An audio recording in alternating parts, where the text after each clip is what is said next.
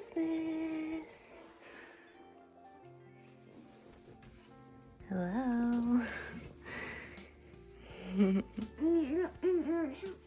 You're looking at my socks, my Hanukkah llama socks with my Christmas outfit.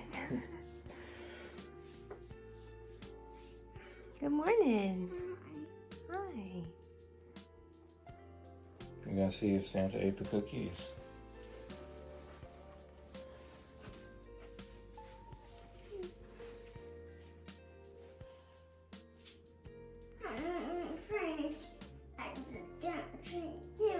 There's presents under there? Where those come from?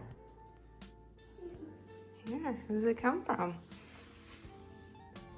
This says, from Santa. Did he come and leave you a gift? Did he eat the cookies? Go check. Let's go look. You have stuff in your stocking. And Jackson. Oh no, what happened in the kitchen? Let's go look. Come on. Look at this.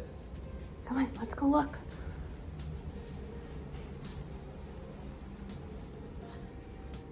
Look. Oh.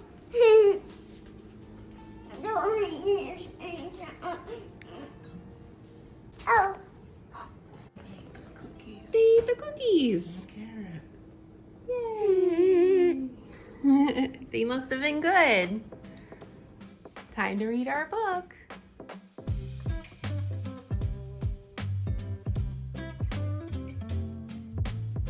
The end. Yay. Time for breakfast.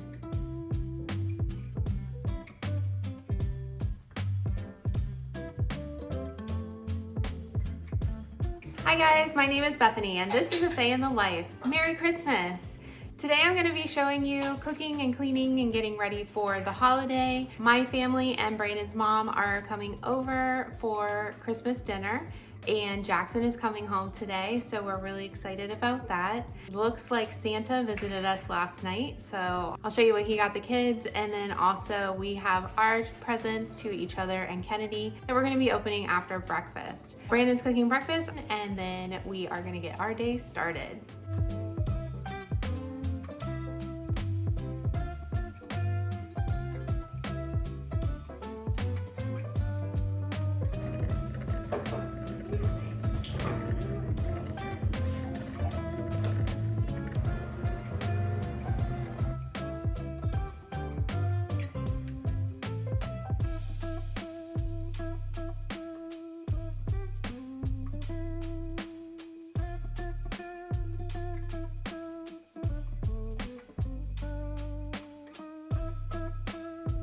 What do you have for breakfast? Oh. Yum!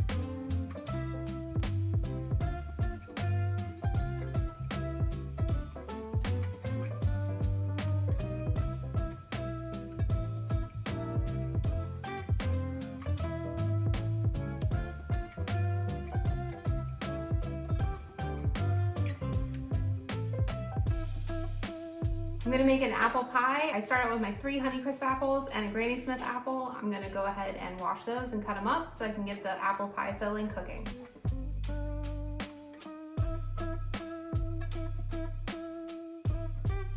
I like to use a few sweet apples with 1 Granny Smith apple just to balance out the sweetness of the pie. I'm just gonna chop these up into small chunks and then put them into a saucepan, and they're going to cook down.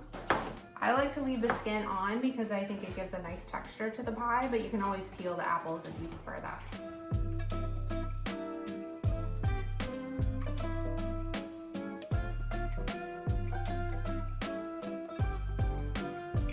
All right, once we have our apples all chopped up, I'm gonna add in about ½ a cup of brown sugar and then a little bit of water.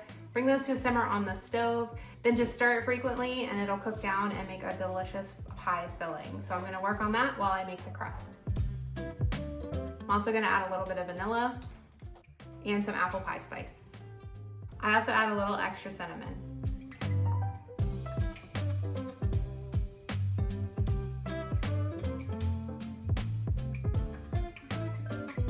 So I thought I had almond flour and I don't. At least I don't have enough. Since we do gluten-free holidays, I'm gonna just omit the crust altogether. I don't have enough gluten-free flour to make rolls and the pie crust, so we'll just improvise. We'll make it a crustless apple pie instead. I do have some leftover apple pie crumble that I put on top of my apple pie at Thanksgiving, so I'll actually just pull that out of the freezer and then we'll just crumble that on top. So it'll be more like baked apples with a crumb topping, but it'll still be delicious. I'm gonna be making 2 ingredient dough dinner rolls. I'm gonna be using gluten-free flour. Depending on how many rolls you wanna make and how big they are, each serving makes 4 to 6 rolls. Each portion is 1 cup of flour, about 1 cup of low-fat buttermilk. You can also use non-fat Greek yogurt, 1½ teaspoons of baking powder, and ½ a teaspoon of salt. So I'm just gonna triple my recipe. It'll make about 18 rolls at the size that I make them. So let's go ahead and make our dough.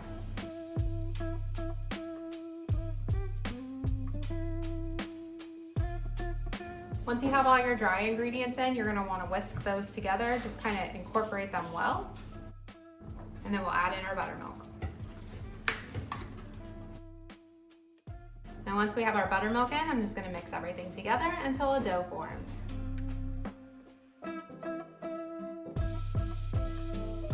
It was a little sticky, so I was just gonna add a little bit more flour, and then I'm just gonna finish mixing it by hand.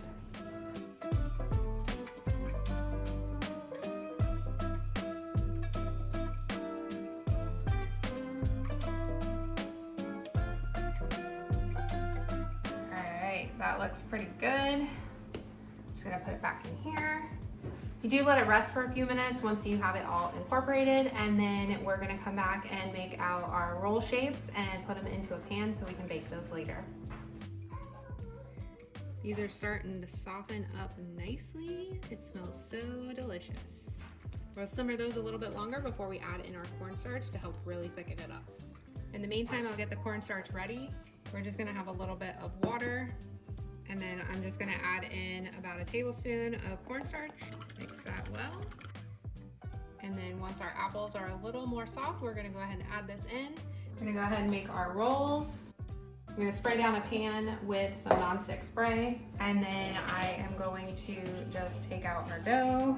And then I try to break them out kind of even looking. You can always weigh them if you want to, but I just kind of try to make them about the same size, and then I'll form them into the roll shape.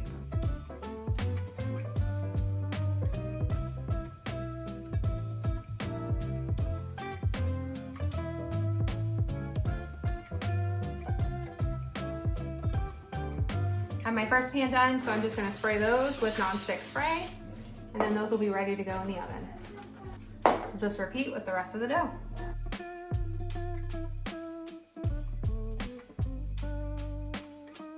A little more spray on top, and all set.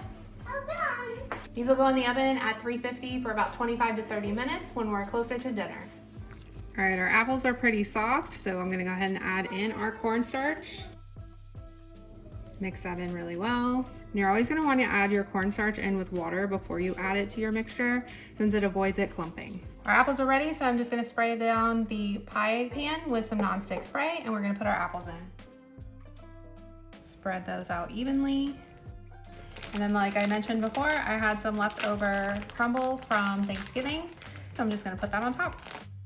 If you want to check out my Thanksgiving pie video, I'll put the link in the description below, or you can click the eye up above.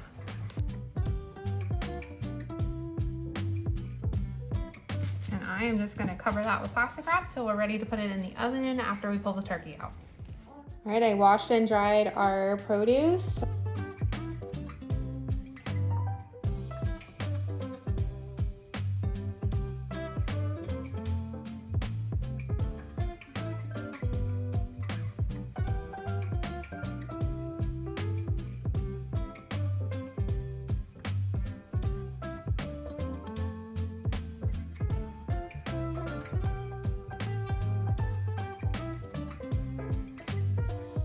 I'm making gluten-free stuffing and regular stuffing this year.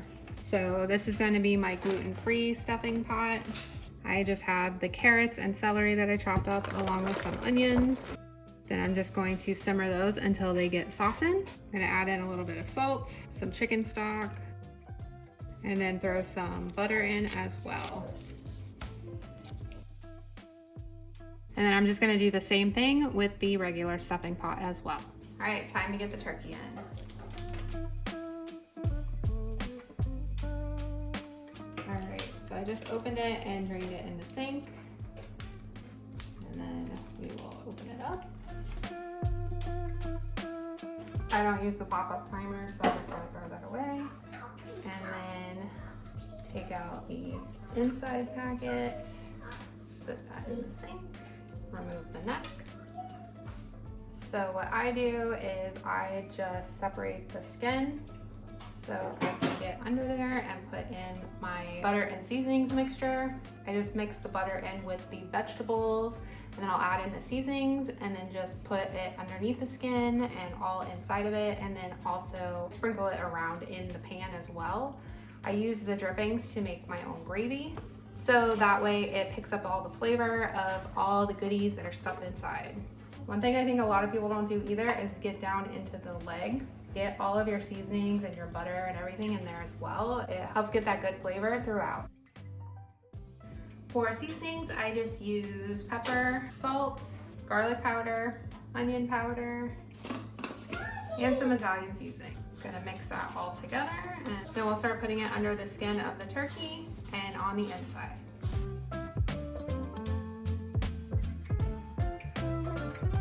Now that I have it all stuffed, I'm gonna put the legs back together, and then I like to tie it just to keep everything kind of together and without it falling out everywhere.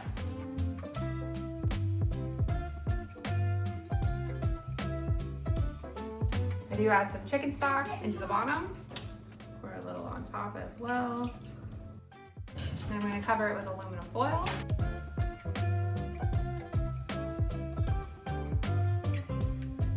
I'm gonna put my thermometer probe into the breast of the turkey, and then we'll just keep an eye on it while it's in the oven. For the gluten-free stuffing, I'm just gonna add in their seasoning packet, and then add in the breadcrumbs that it comes with, and a little more chicken stock. Now that it's all mixed together, I'm going to just put it into this pan, and then that way I can keep it warm, and I'll put it into the oven to bake closer to dinner time. Then for the regular stuffing, I'm just gonna do the exact same thing. Add in our breadcrumbs, the seasoning mix, add in the rest of the chicken stock. And then just like the gluten-free one, gonna just pour it into a pan, cover it with tin foil, and then we can put it in the oven closer to dinner.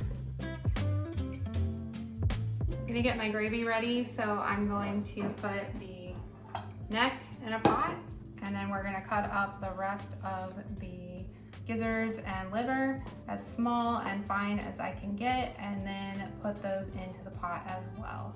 If you chop them really fine, then you don't have to strain them out when you're making the gravy. You can just leave them in. Some people, of course, don't like that. You can always just use canned gravy, but I really like making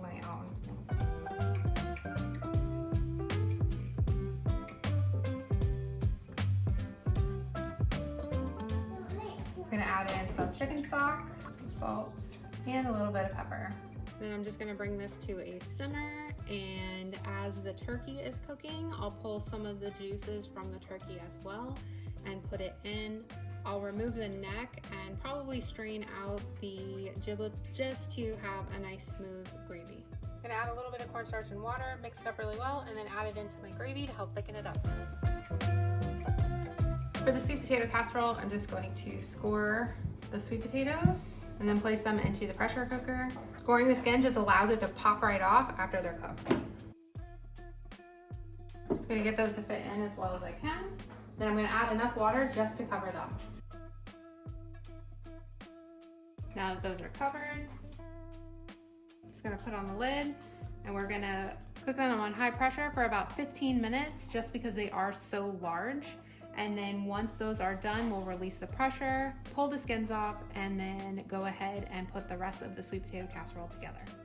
I'm gonna make the candied pecans for the sweet potato casserole. So I'm just adding in powdered sugar substitute and then a little bit of water. Mix that together till it's nice and smooth. Then take a baking sheet, has parchment paper, but I'm just gonna spray a little nonstick spray. And then I have the chopped pecans. Just gonna add them right into the icing mixture. Mix those up until well coated. Then just pour them onto the sheet.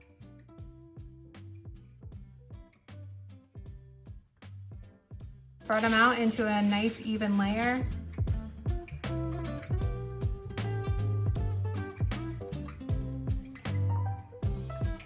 And we're just gonna throw those in the oven for a few minutes to toast them, and then they'll be ready to go into the sweet potato casserole once those are done cooking.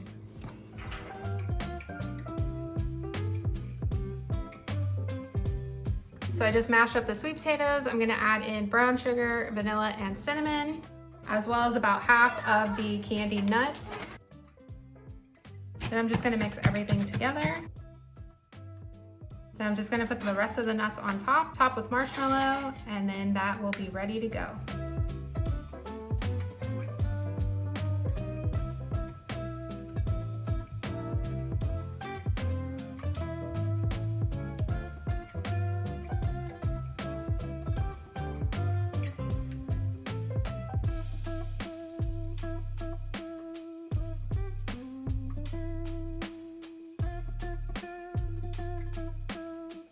All right, I'm just gonna peel the potatoes and then just throw them in my other pressure cooker pot. I'm just going to cover them with water and then I'll cook them in the other pressure cooker for about 15 minutes until they're done. I'm gonna add some salt in the water too before I cook those. The potatoes are done, so I went ahead and drained those. Then I'm just adding them back to the pot. Add in our butter and then almond milk. You can also use regular milk. I'm gonna add in some onion powder, garlic powder, salt and pepper. And then I'm gonna add in a little bit of roasted garlic and herb seasoning and mash everything up. So I'm sitting here editing this video and realize I took no pictures of everything all finished and no pictures throughout the day, just the video. But we ended up having a really nice Christmas together. Like I said before, Brandon's mom and my family came over. Jackson came down. He made out on Pokemon stuff, so he was really excited for that. Everyone enjoyed their gifts and had a really nice family time together. So I can't be too upset that I didn't take a lot of pictures and everything because I was just in the moment and enjoying the time with family. I hope that you guys all had a wonderful holiday, whatever you celebrate. I am so glad that you joined us today. I hope you enjoyed this video and a look behind the scenes of getting ready for the holiday. Make sure that you subscribe to my channel. I do put out new videos every week, and I hope to see you guys again soon. Bye!